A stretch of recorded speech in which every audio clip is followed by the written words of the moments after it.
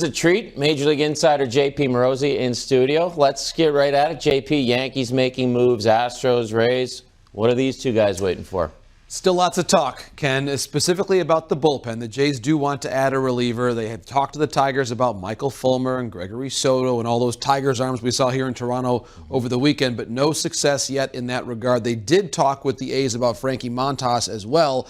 The one name to watch carefully of the San Francisco Giants, Carlos Rodon. He is the key prize available. I still think the Jays would like to add a starter if things work out that way, but if not, build up that bullpen. What do you think of the prices guys are going for? The market, where's it stand for you? Well, it's a great question, Ken, because I do think for the controllable relievers, like a Gregory Soto, you'd probably talk about an Orelvis Martinez, perhaps Gabriel Moreno, who we've already seen come up for the Jays this season. But for the rentals, the price is going to drop. And I do think as we get towards Tuesday's 6 p.m. Eastern time deadline, usually things start to swing around to more of a buyer's market. I think Monday was really a seller's market kind of a day. When you think about the return for the likes of Josh Hader, that was a significant return the Brewers got for him. And I'm sure other teams are waiting to see when those prices for the relievers will drop. What prospects would people be talking to Askins and Shapiro about? We hear so much about Moreno. Would he be number one on most teams' radars?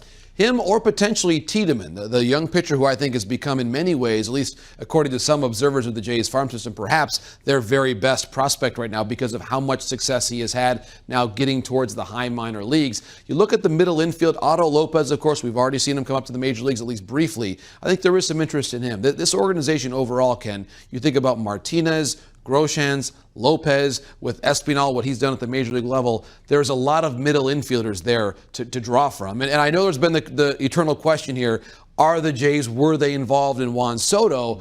And I do think there was at least a gauging of interest there.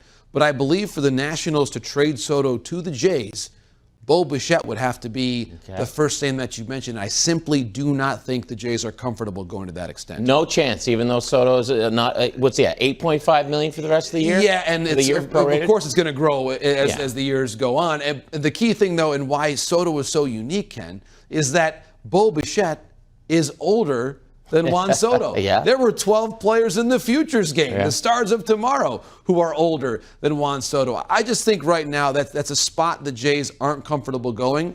There's a reasonable argument to be made that they should at least entertain it. But for now, teams like the Cardinals, the Dodgers, the Padres are much more interested, it seems right now, in Juan Soto. And by the way, as he's having this great trade showcase, a home run off Max Scherzer on Monday night, just to tease everybody in baseball about what they're bidding for right now. There are people at home right now watching us, screaming at both of us, probably screaming at the guys behind us, going, do something, do something, do something.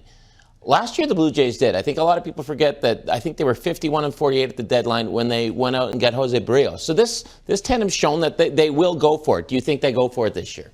I think they go for it with respect to adding at least one reliever and possibly two. I think that, for me, is something the Jays very much want to do. Will they go for the home run? Would it be a Carlos Rodon? I'm not quite sure they go to that extent. I would point out, Ken, that they were certainly in there on Montas. I would say Luis Castillo last week would have been an option too.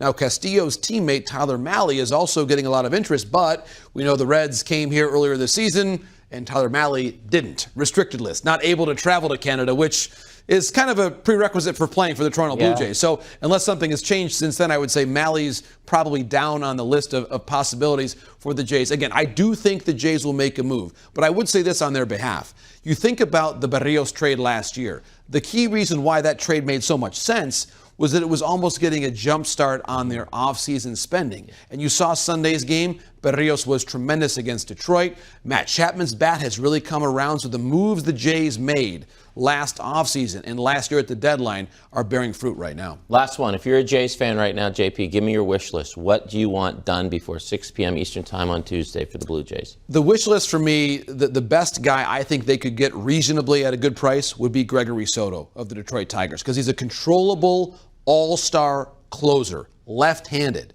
to pair with Romano at the end of the game. And when you have those lineups that you have to get through during the course of the postseason, can you find a way to beat the Yankees? Can you find a way to beat the Astros?